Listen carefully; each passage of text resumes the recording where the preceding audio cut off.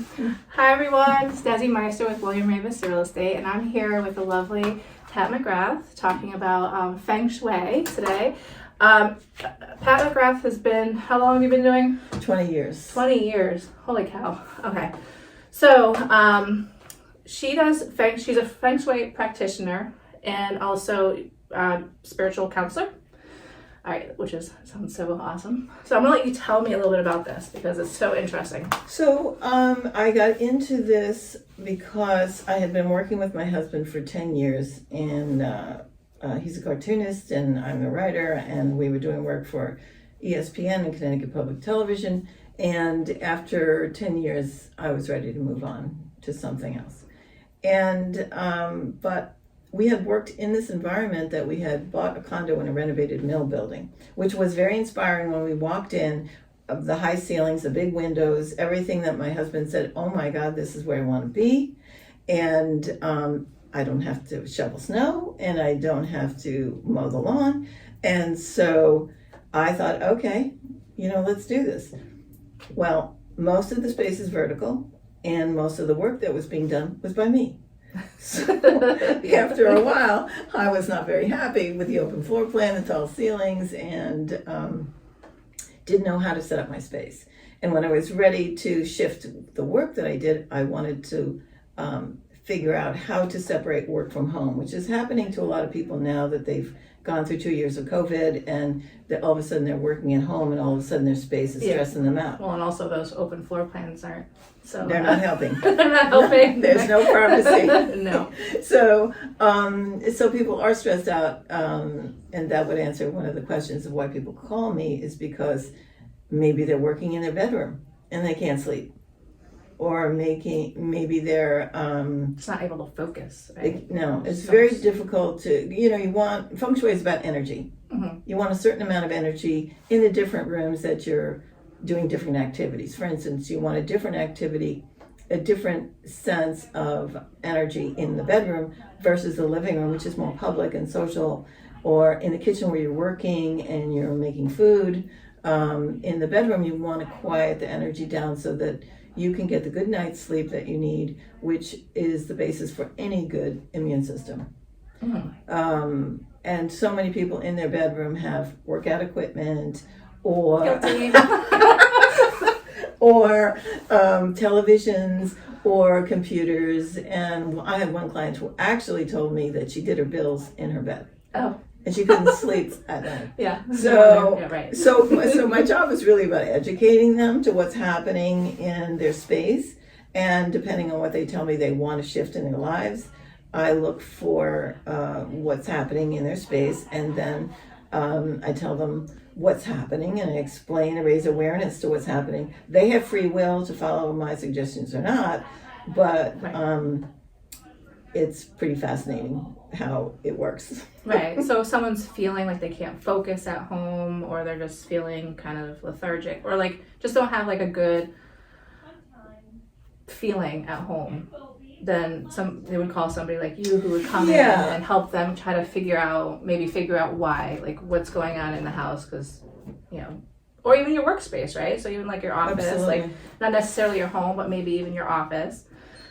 So here's an interesting concept that we refer to as the command position of the room, and the command. What we look for in rooms with specific requirements, like in an office, you need to focus on what you're doing. You need to be able to have the energy that you need to not only relate to other people in the office, but also do the work that you have to do on the computer and all that.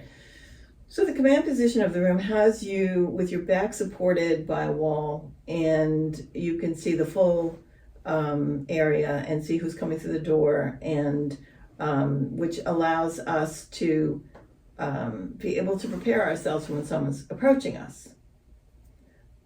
A lot of people, I wouldn't say most people, but a lot of people work in cubicles. Mm-hmm. Their back is totally exposed and vulnerable to whatever's happening behind them. And what I tell people is that in my parents' generation, if you were acting up in school, you were sent to the corner to face the wall because it was a punishment. And now so many people are working that way. And, or if they're setting up in their home and they don't have a lot of space, they have their computer set up right against the wall. Yeah.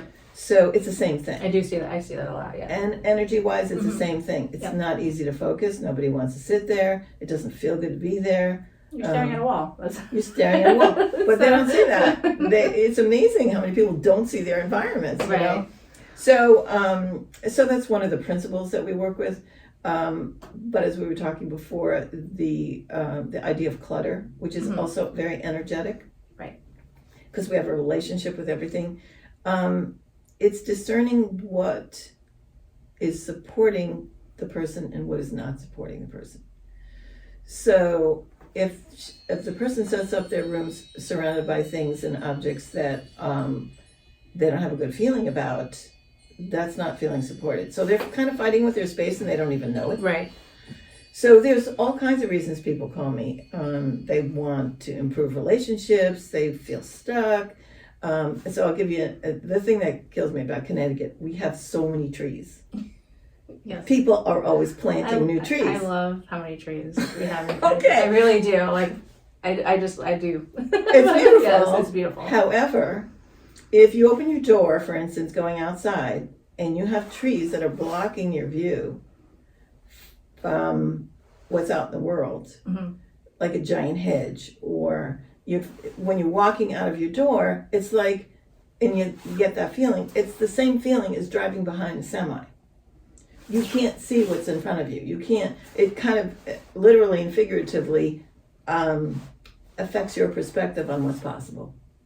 So those are the things that Feng Shui gets into, is what is your vision for yourself? What is your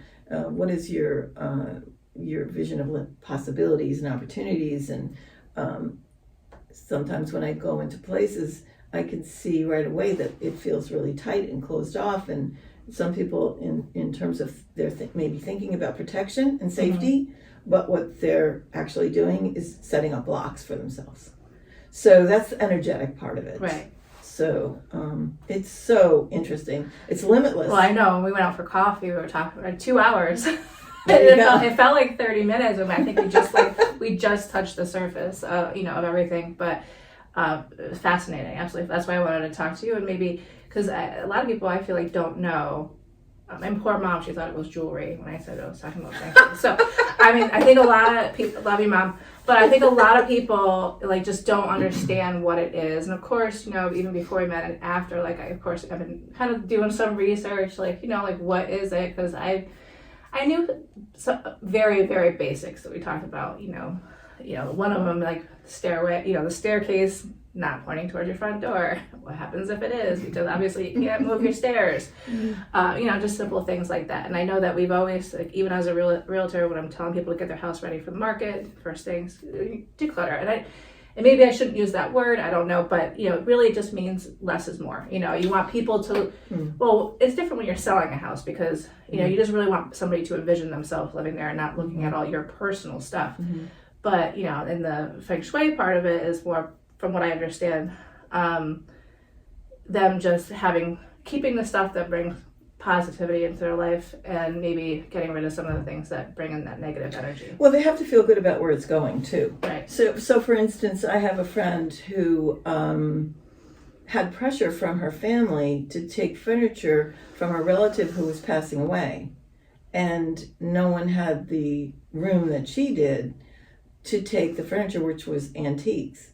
So she felt the pressure of taking the stuff, but she didn't really want the stuff. Right. And so the stuff that we surround ourselves with,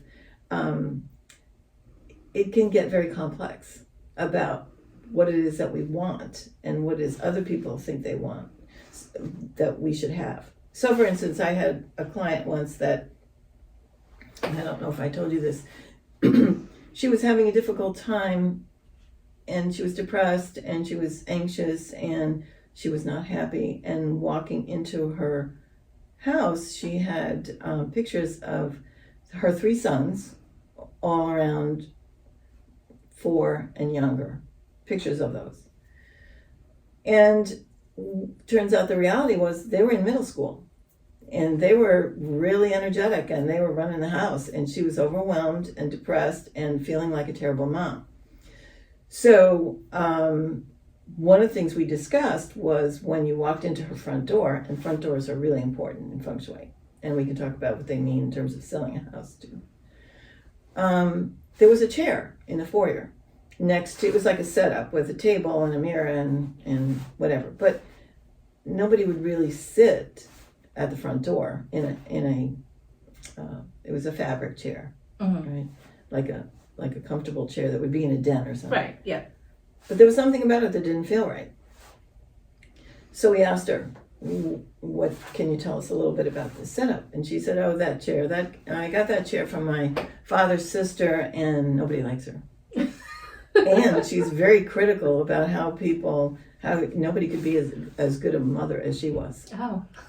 So here's this woman struggling with the idea of her own version of motherhood at this point that her kids, their hormones are raging and they're starting to act out and she's feeling out of control. And yet this object is reflecting criticism and judgment about her as a mother. So the recommendation is that chair needs to go. Right. But then that requires her being worried about when that person comes to visit and the chair is no longer there. So she has to come to terms with that internally. Right. And so a lot of the Feng Shui work is internal. Mm-hmm. And so that's why people say to me, oh, I'm afraid for you to come over because you're going to see my house is going to be that's not what happens. When you go to someone's house, it doesn't mean anything to you until you find out what it means to them. Right. So that's why it's kind of hard for people to understand what it's about, because it's not design. You go into a house that's been designed by a professional, it looks all great and whatever. But what is the meaning and purpose in the lives of the people who live there? That's what I'm looking at. So, right. And I don't see that until I have conversations with them and they tell me what's important to them. And then we talk about the objects, that they're surrounding themselves with. And what I'll say is, well, just tell me about this painting.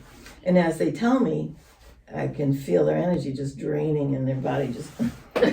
Okay, so tell me so what more. Can we do with this picture? Exactly. So they, once you start talking, raising the awareness, and they go, oh, and they see what's actually going on in their environment and how on some level they are feeling bad about themselves whenever they walk by this thing. That's really important stuff. Yeah, I agree. And ever since our first conversation, I've been thinking more and more about it because I'm like, I love my house. I love being in my house. I do have a positive feeling, but I know that there's always things that I can change to bring in some positive energy. So New Year's coming up, and a lot of people probably have some goals and want to change some things in this new year coming up. And this might be a great time to give you a call to get that energy, if they're trying, whatever goals they're trying to achieve this year, whether it be, the improving relationships or clarity or, feeling less anxious, or whatever it is that's going to achieve your goals in the new year, wouldn't hurt giving Pat a call, maybe get some good energy in that house of yours. So, if you want her contact information, please feel free to reach out and I will pass her information along to you. Until then, have a great day. Thank you for Bye. watching.